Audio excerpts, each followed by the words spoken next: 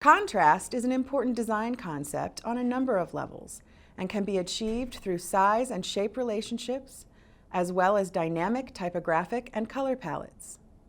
Color contrast is an important way to establish visual hierarchy, move the eye through a design, and create depth and dimension. When two colors are placed close together, their individual properties can appear to change based on the interaction.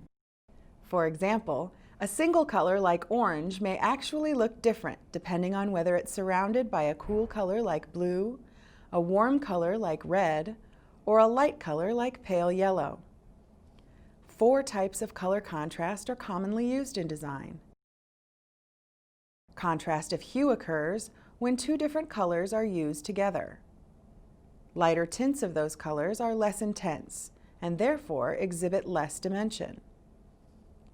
Cool colors like blue or green can be combined with warm colors such as orange or red to create dramatic contrast as well. Light and dark colors create rich contrast because of the differing intensity of the hues.